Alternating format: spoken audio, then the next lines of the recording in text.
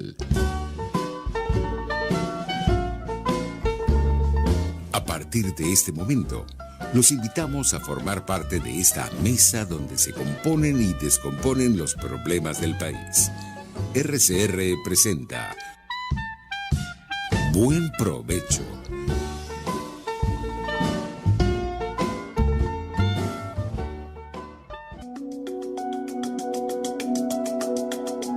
Monitor de Derechos Humanos, con el abogado penalista Fernando Fernández. Buen mediodía y buen provecho. Le deseamos a todas las personas que nos escuchan. Les habla Fernando Fernández, director del Monitor de Derechos Humanos. Seguidamente voy a hablar de los créditos. Dirección General de la Estación, Jaime Nestares. Gerencia de Producción, Wilix Arcaya. Producción del programa, Carla Sons.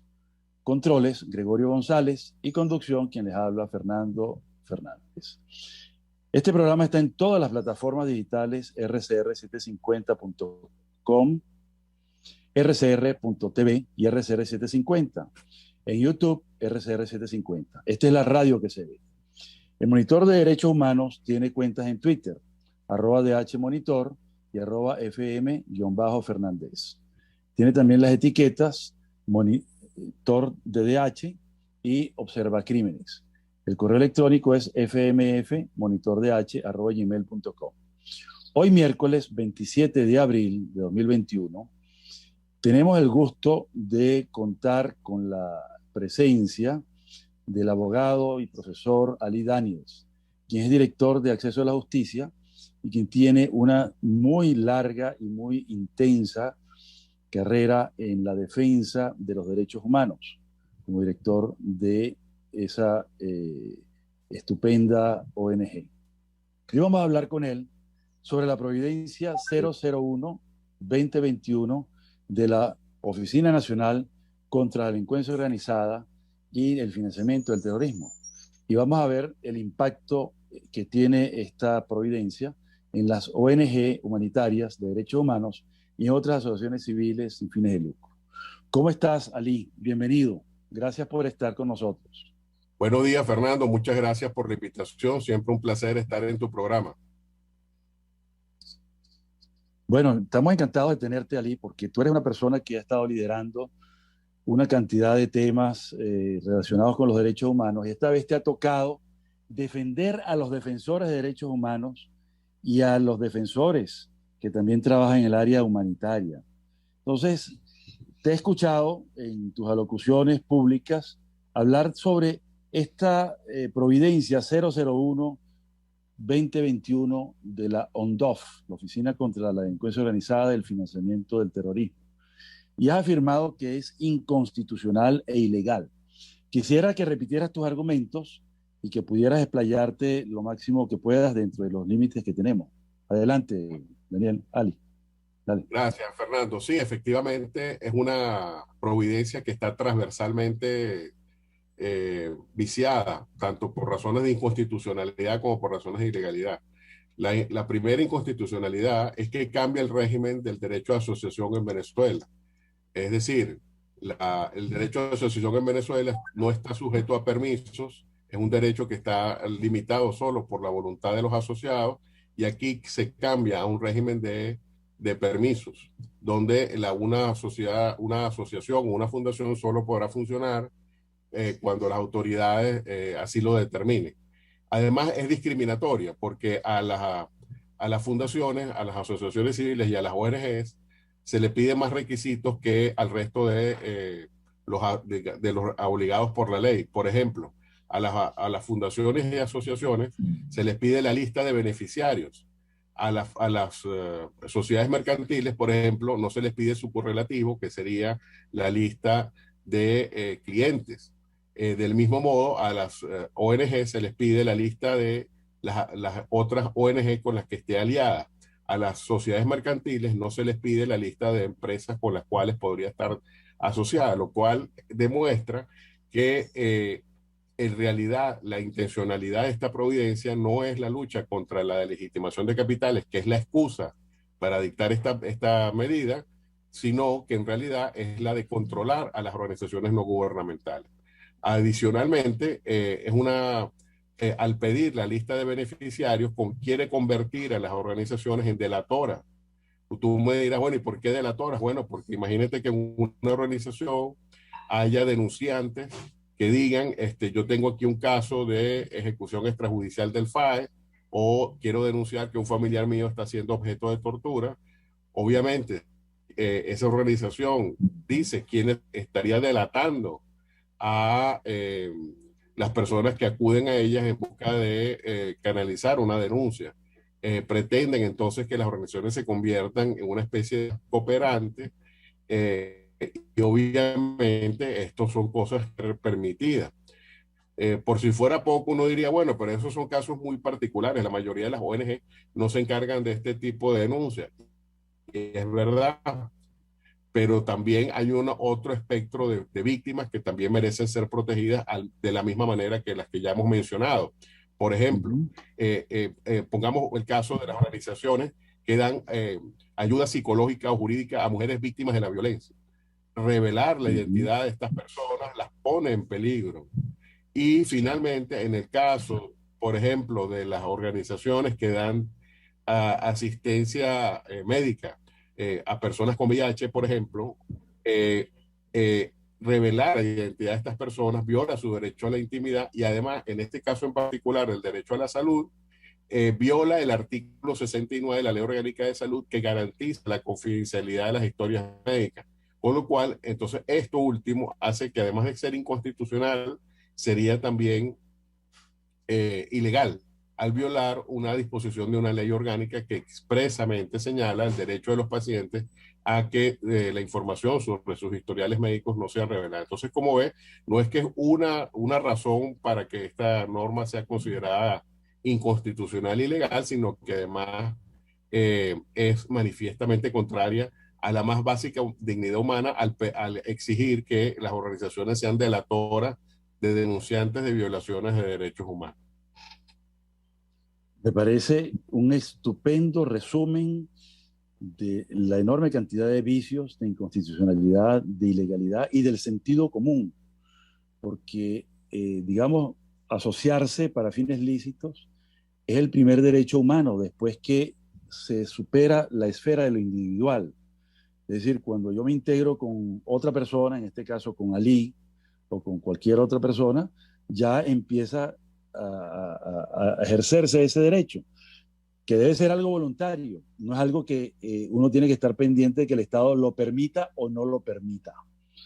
Yo creo que está claro ese tema, y es tremendo pues el impacto que tiene sobre el cuerpo social esta providencia, ¿no? Me llama la atención además que de lo que estaba a decir, que viola el principio de reserva legal. Es decir, que una ley podría entonces suprimir el derecho de asociación, ¿es lo que quieres decir? ¿O tampoco lo podría hacer porque prevalece la Constitución? ¿Pudieras abundar un poquito sobre eso? Sí, claro, la pregunta es muy pertinente, porque me podrían decir, bueno, entonces como la Asamblea Nacional está controlada por el oficialismo, entonces podría entonces una ley hacer lo que esta providencia no puede.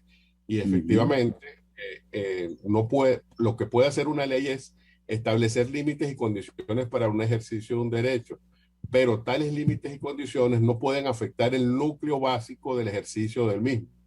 Y en este caso, de suponer que se puede cambiar el régimen jurídico desde digamos, desde la libertad, que es el caso del derecho de asociación, como tú muy bien lo has señalado. Si un grupo de personas quiere asociarse para observar pájaros en el Ávila, cuando deciden asociarse, lo que hacen es notificarle al Estado. Es como el caso cuando uno se casa. Claro. Uno pide permiso, si uno es mayor de edad, exacto, uno no pide permiso para casarse. Uno le informa al Estado que tiene la voluntad de casarse, y el Estado simplemente recoge y pone en un documento esa voluntad. En el caso del derecho de asociación es exactamente igual.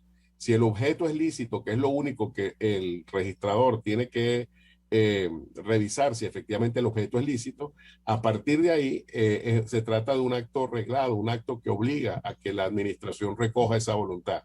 Entonces, en ese sentido, cambiar el régimen jurídico a través de una ley no sería posible, porque cambiaría el núcleo esencial del derecho de asociación, donde el Estado se limita a ser notificado. Eso está muy bien y es excelente el ejemplo del matrimonio, donde uno expresa su voluntad y le comunica al Estado, yo quiero vivir con fulanito o con fulanita, y bueno, lo notifico, lo informo, y vienen luego las fórmulas sacramentales para garantizar ese contrato, pues esa unión, ¿no? Ahora bien, entonces estamos en una cosa muy peligrosa, Ali, por lo que estoy entendiendo y creo que tú compartes, que no es que se están regulando ni restringiendo derechos, sino que se están suprimiendo, lo cual supone entonces una violación al Pacto de Derechos Civiles y Políticos y puede estar, digamos, subsumido esta conducta también en un crimen de lesa humanidad, en este caso del crimen de persecución. ¿Qué piensas de eso? Bueno, es que justamente, ¿no? Y una cosa que queremos además agregar a lo que tú señalas es que el gobierno, la única excusa que tiene para hacer esto que está haciendo, que efectivamente es un delito de persecución, sería, porque además ya ha habido casos donde ha habido detenciones, con lo cual en este supuesto se cumplen los presupuestos del delito de persecución, en este caso los compañeros a sus positivos, que han sido detenidos objeto de esta medida ahora también. Pero también está el hecho de que esta única excusa que tiene el gobierno, que es la supuesta lucha contra la legitimación de capitales, tampoco es cierta, porque hemos ido a los estándares internacionales y hemos conseguido, hay un ente que es el ente rector en esta materia, lo cual quiere decir que no es el gobierno el que dice cómo se combate y hasta dónde y con qué medio la lucha contra la legitimación de capitales, sino que hay un órgano que es el que señala cuáles son los estándares. Se llama el GAFI, el Grupo de Acción Financiera Internacional, y ese tiene unas normas que no se compadecen para nada con lo que el gobierno está haciendo, porque, por ejemplo, hay un documento emitido por ese Grupo de Acción Financiera Internacional que se llama las 40 recomendaciones.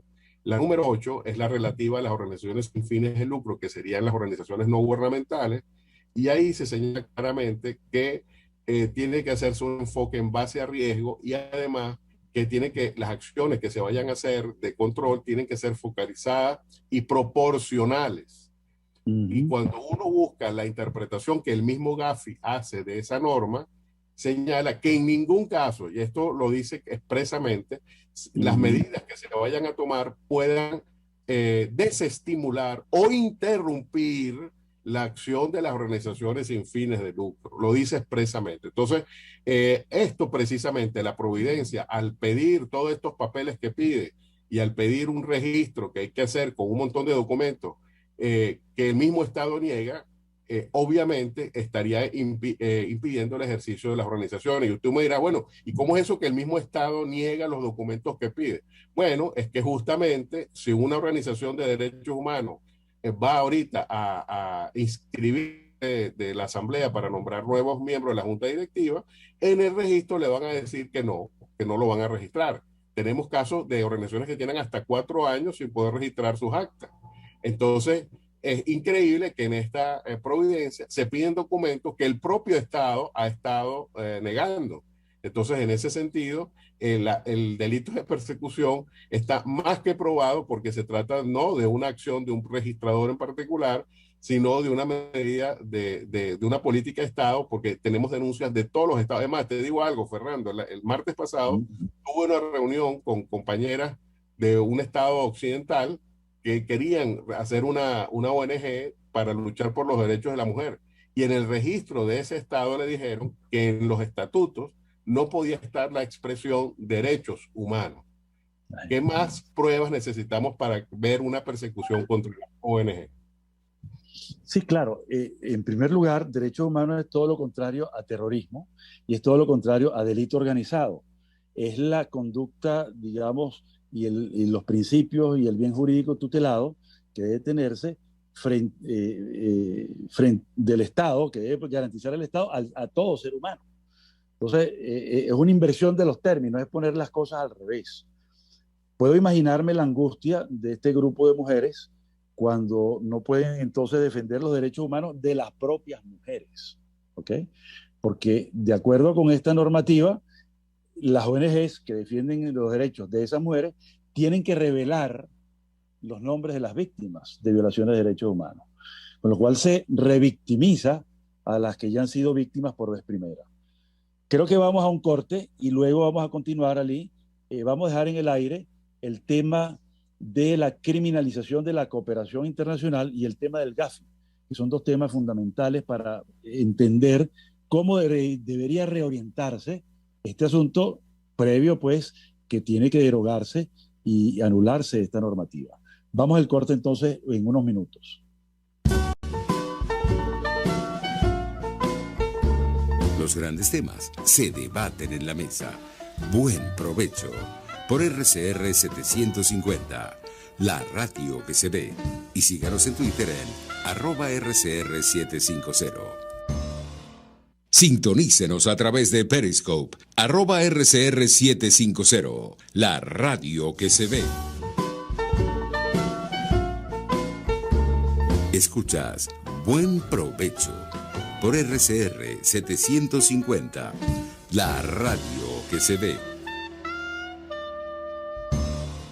Bueno, que dejamos en el espacio anterior dos preguntas íntimamente relacionadas que tienen que ver con el Gafi, Grupo de Acción Financiera Internacional, y la criminalización de la cooperación internacional. Comienzo con el primer tema.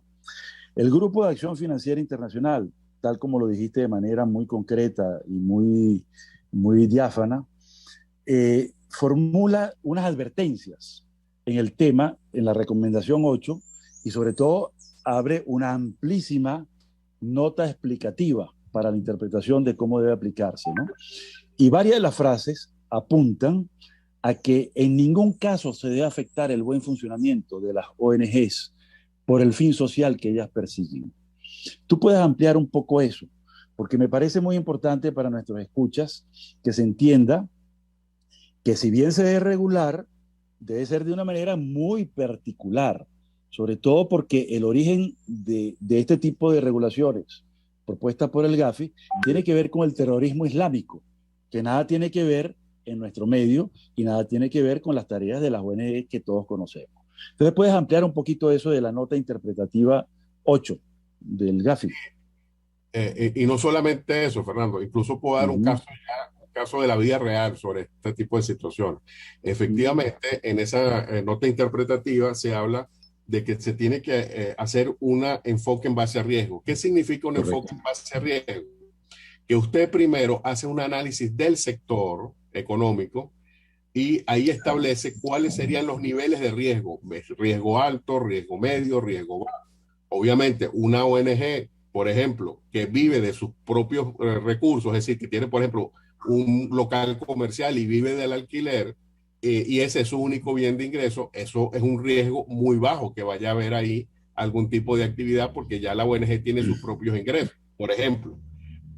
Pero en general, usted tiene que hacer primero un mapeo de cuáles son las organizaciones, de cómo funcionan, y luego, si hay alguna actividad sospechosa, es que usted puede actuar. Usted no puede actuar, digamos, de manera genérica pidiendo información a ver qué consigue. Usted tiene que hacer un análisis de riesgo primero. Y hay un caso, que es el caso de Serbia. Serbia, en base a esta excusa de la ley de la legitimación de capitales, pidió una información bancaria, solo bancaria, esto es importante, de alrededor de 34 ONGs y de 20 individuos, personas naturales.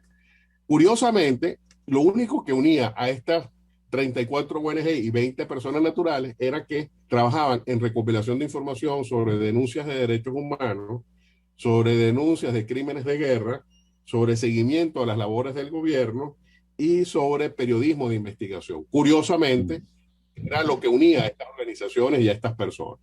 Entonces, estas personas, obviamente, al saber que estaban pidiendo información bancaria, date cuenta que es solo bancaria lo que se pidió, elevaron una queja ante 3 relatores de Naciones Unidas y esos relatores, a su vez, pidieron la opinión de el Gafi. Dijo, bueno, dado que usted es el órgano rector en la materia, díganos si esto se compadece.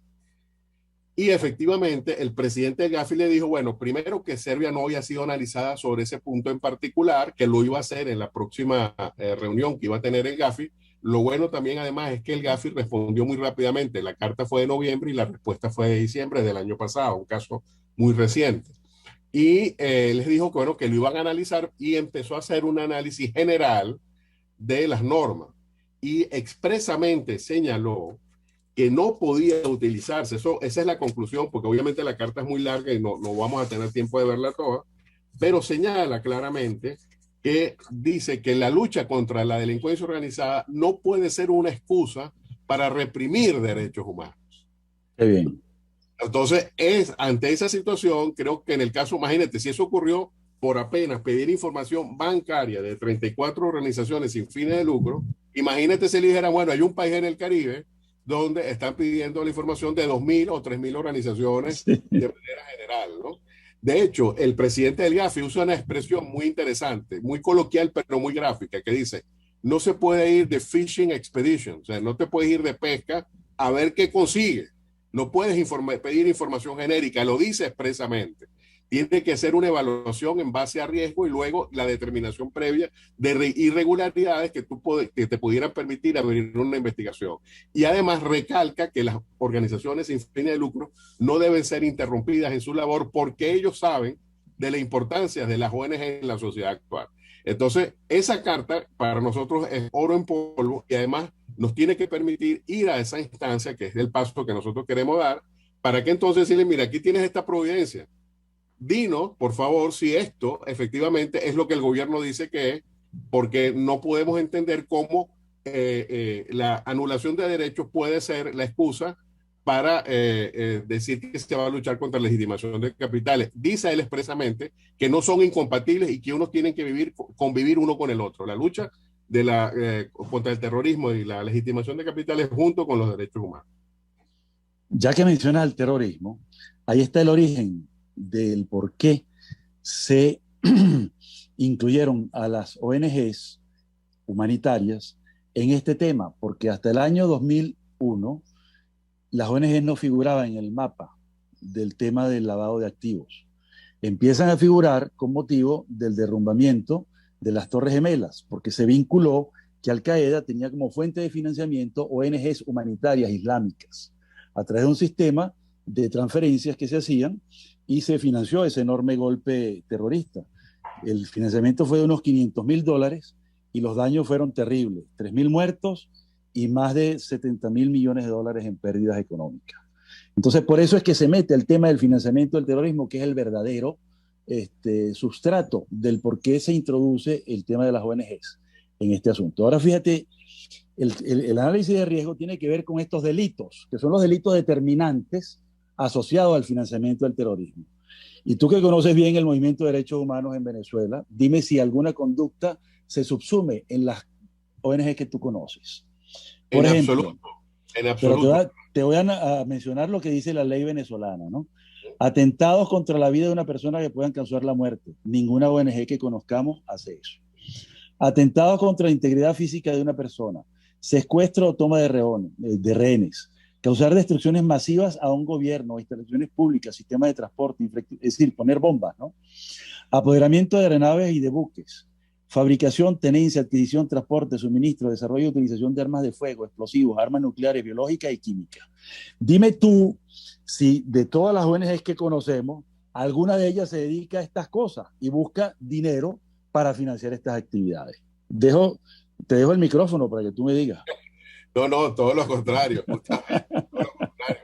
De hecho, si hubiese solo un solo caso de alguna actividad irregular, no es que lo sabríamos, habría cadenas nacionales, habría cadenas de radio y televisión, Caracas estaría empapelada de esa situación y habría una campaña mediática, bueno, increíble, pero justamente como no hay casos, como las organizaciones hacen lo que tienen que hacer, que es defender derechos humanos, y como lo que justamente están haciendo las humanitarias es ir a las zonas populares, pues efectivamente, y además lo hacen, y eso tengo también que recalcarlo, la mayoría de las organizaciones que hacen trabajo humanitario lo hacen en el marco de Naciones Unidas, ¿no? Es decir, no es que andan por ahí y tal, sino que hay un marco general que es el de Naciones Unidas, que conoce a las organizaciones y que trabaja con ellas, de modo que mal puede trabajar o financiar el terrorismo quien trabaja en el marco normativo de Naciones Unidas, que es bastante exigente cuando se trata del tema humanitario. Entonces, además tengo que aclarar que siempre se dice, bueno, pero ustedes no se quieren inscribir. No, pero es que ese no es el tema. El tema es que nosotros estamos inscritos en un montón de registros, no solamente en el SAREN, estamos inscritos en el CENIAT, estamos inscritos en el Seguro Social. Incluso me han contado organizaciones que me dicen que como el sistema Patria se alimenta de la base de datos del Seguro Social, también están en el sistema Patria.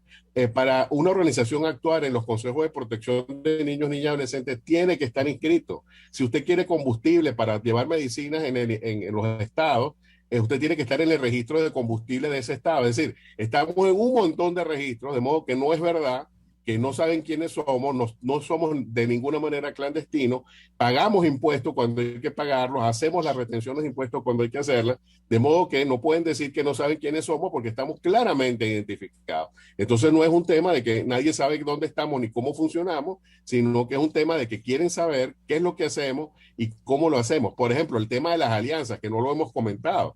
O sea, ¿cómo vamos a decir, por ejemplo, se me ocurre un ejemplo? Si unas organizaciones se unen para llevar casos ante la Corte Penal Internacional, ¿cómo pretende el gobierno que esa información se le dé? O incluso en temas menos graves, como por ejemplo que unas ONG se unan para contar los cortes de luz. Esa información no se le puede dar al Estado, porque eso pondría en peligro a las personas que hagan ese conteo. Entonces, como ve, es un tema tan sencillo, pero al mismo tiempo tan grave, que no entendemos cómo el Estado no ve que justamente esta providencia está tan alejada de lo que dice ser, que lo que queda es simplemente su derogación. Sí, no queda más remedio. Y me doy cuenta de algo con tu narrativa, tan clara, tan diáfana, que además hay un problema conceptual muy grave, ¿no? La ley orgánica contra la delincuencia organizada, el financiamiento del terrorismo, la LOCDOF, habla de los organismos de adscripción, ¿no? Entonces, mal puede estar adscrita una ONG humanitaria a un organismo policial y militarizado, como es la ONDOF, porque nada tiene que ver. Lo más cercano podría ser, qué sé yo, la Defensoría del Pueblo, que tiene que ver con el tema de los derechos humanos. Más allá de que cumpla o no con sus funciones, es, digamos, el organismo afín a la temática. No sé qué piensas sobre eso. Sí, ese tema militar que acabas de decir, porque esta providencia está firmada por un general, es un tema importante porque además la providencia indica que una vez se entreguen los recaudos, podrán hacerse visitas in situ.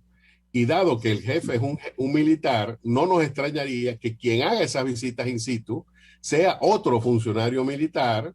Claro. Imagínate entonces que las víctimas estén ahí, que los compañeros, los colaboradores de la ONG estén ahí y vean que un militar los está identificando y vea cómo se reciben denuncias o cuáles son las víctimas. Esto obviamente es éticamente no se puede aceptar por razones ya de elementales principios de razonabilidad y de respeto a la dignidad humana. Permitir que una persona ajena a la organización vea cómo se ejecutan los programas de atención a las víctimas es absolutamente inaceptable, pero está en la providencia. Entonces ahí se ve el grado de intrusión que va mucho más allá de la vigilancia y que no tiene nada que ver con lo financiero, sino que lo que quiere ver es qué es lo que hace la organización y quiere controlar a la organización. Y además pone en peligro no solo a las víctimas, sino también a los colaboradores de las organizaciones. Tienes toda la razón. Y ahora que mencionas el tema financiero, que va por el doble vínculo del financiamiento del terrorismo o de la legitimación de capitales o lavado de activos, el organismo de adscripción entonces técnico tendría que ser la UNIF, que es la unidad de inteligencia financiera que se dedica a monitorear en líneas generales los flujos de dinero y no un organismo militarizado, policial. Es que de imaginarme nada más, con tu descripción, Ali, imaginarme una persona que está en una ONG que da apoyo psicológico. Está la víctima llorando su desgracia, su sufrimiento, y llegan entonces unos militares uniformados con armas con un AK-47, 103 o 104, yo no sé los números, en traje de campaña, a hacer una visita in situ. ¿Qué puede ocurrir con esa víctima? Así es. Que va a contar su sufrimiento, ¿no? Claro, y ojo, y además no hay ningún límite. O sea, ni siquiera dice que te deben avisar con un tiempo de antelación o cuánto puede durar esa visita. Es decir, podría tratarse de días. Entonces imagínate tú la situación de estar varios días conviviendo con una persona que tiene una formación militar y que justamente podría pertenecer a uno de los órganos de seguridad del Estado que están siendo denunciados. Es que es absolutamente inadmisible. Tú mencionas una palabra que me llamó mucho la atención, que es la intrusión. La intrusión es un campo que no es el correspondiente a las funciones de un organismo militar en este tema, ¿no? Que debería estar combatiendo organizaciones ya militares o guerrilleras que están en la frontera, que están en otros lados y no justamente en la labor humanitaria. No sé qué piensas sobre eso. Es así. Y además hay que decir también otro elemento fundamental en la lucha contra la delincuencia organizada. Este monitoreo, este control de los flujos de capitales, tanto para el terrorismo como para la delincuencia organizada, se hacen a través del sistema bancario. Es decir, el sistema bancario es el eje de ese control. De modo que no hace falta ir a visitar los archivos de una ONG para saber cuáles son sus flujos financieros. Los flujos financieros están en el sistema bancario. Las ONG no andamos con maletas de billetes. Las ONG trabajamos con el sistema bancario como cualquier otra persona en este país, ¿no? Y en ese sentido, esta intrusión precisamente la queremos destacar porque demuestra que no es lo útil para la lucha contra la legitimación de capitales que se hace a través del monitoreo del sistema bancario. Y además existen ya herramientas, o sea, esto ya está inventado. Hay software de diverso tipo que detectan actividades irregulares. Por ejemplo, un software puede saber, por ejemplo, cuándo se hacen operaciones que se salen del patrón de una actividad normal previo de una ONG o de una persona natural. O cuando se hacen transacciones más elevadas de lo normal. Eso ya está inventado. Entonces, ¿por qué no se utilizan esas herramientas que son las que se utilizan en el resto del mundo y no se hacen este tipo de normas que lo que hacen es impedir el trabajo? Y además, ojo, Fernando, esto pone en peligro la cooperación internacional. Es decir, Sí. un donante podría decir tranquilamente, mira, si yo voy a poner en riesgo a mis colaboradores en Venezuela, mejor suspendo los programas. Esto ya ocurrió con Azul Positivo, que cuando fueron detenidos, Naciones Unidas suspendió los programas que se estaban ejecutando del mismo modo que Azul Positivo, que eran más de 30. Entonces ya se vio los efectos negativos y en vez de tomar escarmiento de esa situación, el gobierno lo que hace es ahondar en la persecución. Es increíble que además de generar la emergencia humanitaria compleja, el gobierno además lucha contra los que trabajan para que esa emergencia humanitaria afecte menos a los más necesitados. Sí, que lo que buscan es mitigar esa tragedia, ¿no? Ahora, llama la atención justamente que quienes generaron la información contra el financiamiento del terrorismo, nada más y nada menos que el Consejo de Seguridad de las Naciones Unidas, dictó las normas generales que deben seguirse y dictó y señala permanentemente en sus listados hacia dónde tienen que atender. Y justamente esa vuelta que dio el ataque planificado y ejecutado contra Azul Positivo, dio entonces contra Naciones Unidas, que fue la fuente de la normativa. Entonces llama la atención, pues, primero lo demencial de este sistema, lo absurdo y lo francamente inconveniente, porque termina matando la fuente de pequeños suministros que lo que hacen es mitigar el dolor, mitigar el sufrimiento, mitigar toda la tragedia que viven las víctimas. Bueno, estamos ya en el segundo corte. Vamos a parar aquí y vamos a comenzar con la cooperación internacional en el último corte y en las conclusiones y recomendaciones. Así que muchas gracias y ya regresamos. Análisis, opinión, entretenimiento y mucho más. Escuchas Buen Provecho por RCR 750, la radio que se ve. Puedes seguirnos en nuestras redes sociales. En Twitter, @RCR750, la radio que se ve. Tarot, ciencias ocultas. Descubre el motivo de tu mala suerte. Regresa tu ser amado. Domínalo. Aleja enemigos. Mejora tu suerte. Empleo. Salud.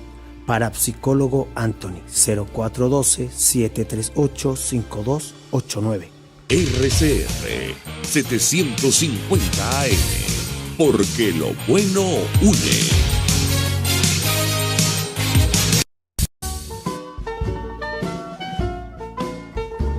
Usted escucha Buen Provecho por RCR 750, la radio que se ve. Bueno, bienvenidos otra vez a este segmento último de nuestro programa de hoy. Estamos con el doctor Ali Daniels, director de Acceso a la Justicia. Quedamos pendientes con el tema de la cooperación internacional y con el tema también de qué hacer ante esta disyuntiva, qué deben hacer las ONG. Sí, continuemos entonces con la cooperación internacional, que tiene que ver no solamente con organismos multilaterales como Naciones Unidas, sino también con otras ONGs y por supuesto con particulares, con personas que generosamente donan dinero, recursos, capacidades, los voluntarios. Hay ONGs de varios millones de voluntarios, por ejemplo, Amnistía Internacional tiene 10 millones de voluntarios. Entonces, ¿qué va a pasar con los voluntarios?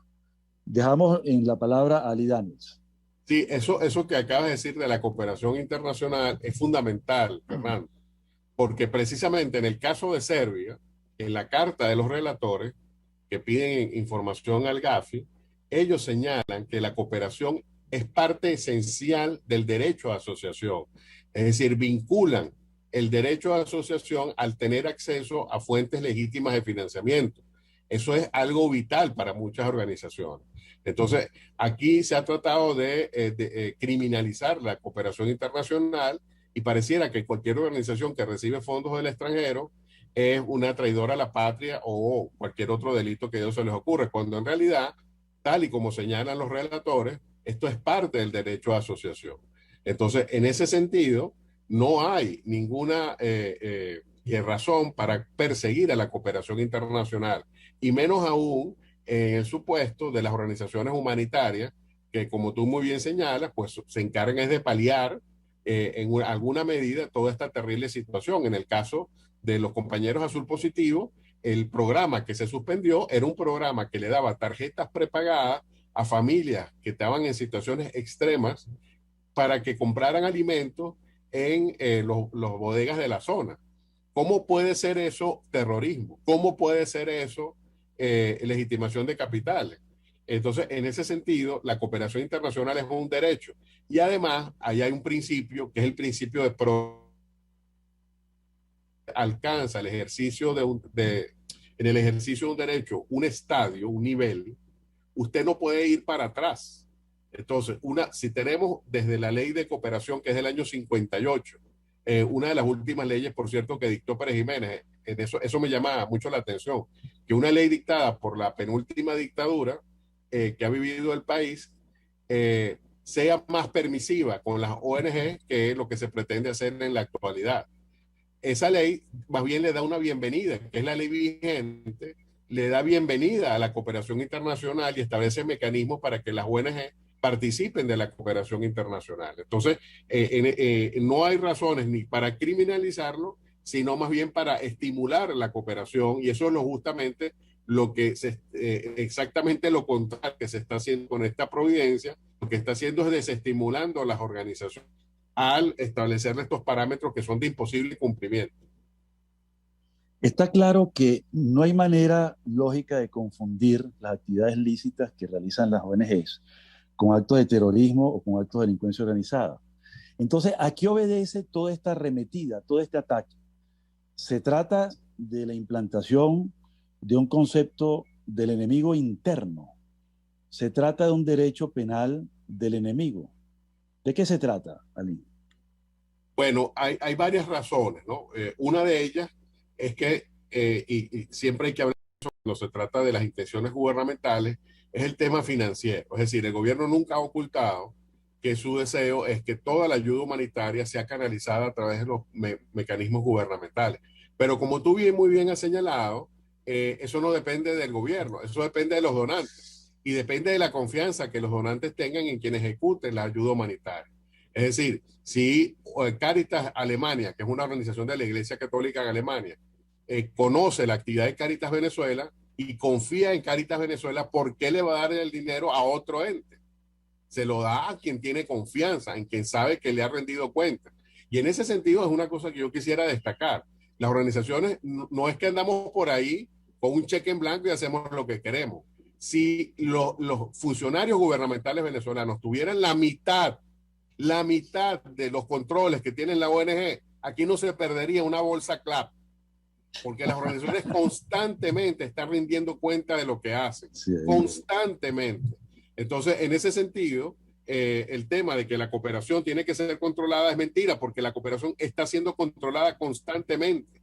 Damos cuenta constantemente de lo que hacemos y cómo lo hacemos. Entonces, en ese sentido, pues otra razón que nos dice que el gobierno está queriendo perseguirnos es porque además las organizaciones tenemos información delicada, y no solamente las que reciben denuncias de crímenes de lesa humanidad, sino, por ejemplo, Susanita Rafali, nuestra admirada Susana.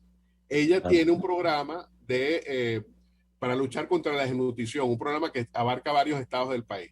Gracias a ese programa, ella ha podido determinar, por ejemplo, que del año 2019 al 2020 se duplicó la cifra de niños con desnutrición aguda en niños de menores de 3 años.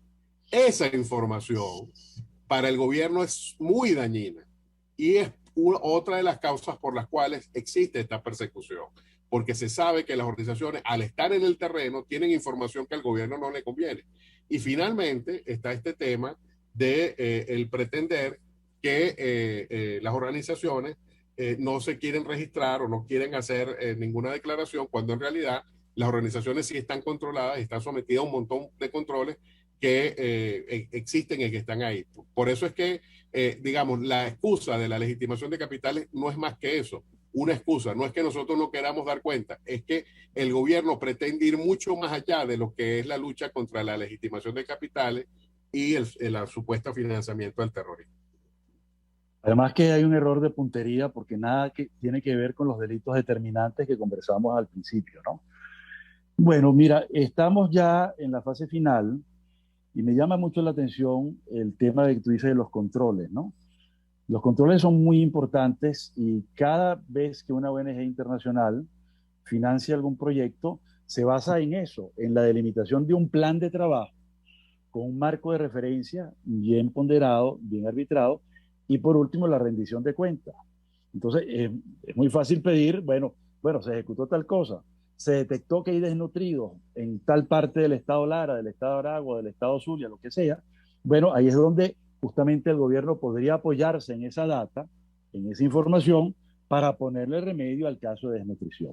Es decir, en los países donde funcionan bien las ONGs, un marco de referencia apto para que ellas funcionen, los gobiernos se nutren de la información que le dan las ONGs para formular políticas que remedien alguna crisis. Entonces, bueno, me gustaría, Ali, que nos des, digamos, un cierre y que nos des para las ONGs, para los activistas. Sabemos que son miles de ONGs y probablemente centenas de miles de voluntarios que trabajan activamente en las ONGs. ¿Qué pueden hacer? Pero lo primero es informar a la colectividad de lo que está ocurriendo. Estamos en una campaña muy intensa, hay varios voceros, no solo soy yo, hay muchos voceros como Feliciano Reina, como nuestra compañera Laura Louza, como Débora Van der Bel de Sinergia, que están justamente explicándole a todas las organizaciones a nivel nacional qué es lo que está ocurriendo, poniendo las alertas. Esto ha generado todo un movimiento de rechazo a la providencia que se manifestó en este comunicado suscrito por un número increíble de organizaciones, más de 700 organizaciones suscribieron este comunicado. Este es un comunicado histórico. Tú que has participado prácticamente de los inicios del movimiento de derechos humanos en Venezuela, sabes muy bien que un comunicado firmado por 100, 150 organizaciones es un éxito. Imagínate decir que tenemos más de 700 firmas que apoyan este comunicado rechazando esta providencia y de hecho este comunicado ha sido también apoyado por más de 80 organizaciones a nivel internacional a través de otro comunicado que hizo una organización que se llama WOLA. Es decir, hay una reacción en bloque, en unidad por parte de las organizaciones y en ese sentido lo que estamos haciendo también es llevar el caso ante organismos internacionales. Ya se expuso la situación a los representantes de la alta comisionada aquí en el país, así como el coordinador humanitario de Naciones Unidas en Venezuela. De modo que, y lo elevaremos a otras instancias, como por ejemplo el propio Gafi, del que hemos estado hablando, como a relatores del Consejo de Derechos Humanos para que se pronuncien y sobre todo a la comunidad internacional, porque es tan sencillo como que un país que tenga su propia regulación diga, bueno, ¿cómo es que en Venezuela se pide esto si aquí es imposible, de acuerdo con la legalidad de mi país, a pedir este tipo de información? Para poner en evidencia que la lucha contra la legitimación de capitales no es más que una excusa a la persecución. Eso, y por supuesto, la información a los ciudadanos, porque al final hay que explicar que los perjudicados de esto no son las organizaciones, sino son los beneficiarios de los programas de las ONG, de modo que los ciudadanos también se unan a esta protesta. No solamente los beneficiarios actuales, Ari, yo incluiría los potenciales. No olvidemos que muchas figuras del gobierno actual fueron protegidos de las ONGs en momentos en que se les perseguía. De manera tal que la vida es una rueda que da muchas vueltas. Y hoy estás arriba, mañana no vas a estar arriba, estarán otros. Y las ONG siempre estarán aplicando el principio de imparcialidad y defendiendo los derechos humanos de todas las personas. Yo siempre digo en clases que si Adolfo Hitler estuviera ante un tribunal penal por los crímenes que cometió, habría que garantizarle sus derechos humanos, como establece el Estatuto de Roma de la Corte Penal Internacional, que tiene un régimen de garantía. No sé qué piensas sobre eso. Es así, los derechos humanos se garantizan para todos o no se garantizan. Entonces, en ese sentido, el tema de las organizaciones es que están obligadas por sus principios. Y precisamente porque sus principios los obligan, no puede hacerse excepciones a la aplicación de los derechos humanos que son universales. Porque negarle un derecho a una persona es negar su dignidad esencial, es negar su propia humanidad. Y en ese sentido, nosotros, pues, lo único que estamos diciéndole al gobierno es que no somos sus enemigos, que es un tema que tú también sacaste, el tema del derecho penal del enemigo y del enemigo interno. Ese es un discurso belicista, guerrero, de odio, que nosotros no manejamos. Nosotros no somos enemigos del gobierno. Ahora sí, somos críticos, sí, muy críticos, porque pedimos justamente un respeto a los derechos humanos, pero no somos enemigos de nadie. Y en ese sentido, justamente lo que estamos diciéndole al gobierno, mira, aquí tenemos razones, son razones las que estamos exponiendo. No es un capricho de las ONG, sino que son razones de mucho peso para que esta providencia sea derogada. Y así esperamos que sea, porque no puede ser enemigo el que está dando de comer, el que está dando alimentos, el que está dando medicina y el que está dando ayuda a los más necesitados. Somos más bien los mejores amigos de la sociedad civil venezolana y así queremos seguir. Yo estoy convencido igual de eso. De hecho, el Monitor de Derechos Humanos firmó el documento y está decididamente apoyando con mucho énfasis esta campaña internacional y esta campaña nacional. Bueno, Ali, tenemos que despedirnos. Estoy muy agradecido por tu tiempo. Deseo que Acceso a la Justicia siga en su trabajo, siendo crítica y además de eso, siempre brindando soluciones, siempre dando oportunidades a la razón y oportunidades a la acción, pero con un clima crítico, pero fundamentalmente propositivo, porque como tú bien lo has dicho, somos amigos de la sociedad y no enemigos de nadie. Con esto nos despedimos, muchísimas gracias y nos veremos el próximo miércoles. Muy amable por su escucha.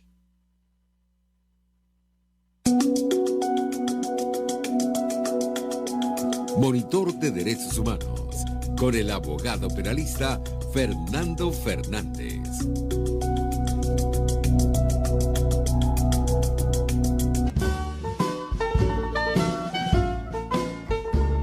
RCR presentó Buen Provecho. Síganos en Twitter como @RCR750, la radio que se ve.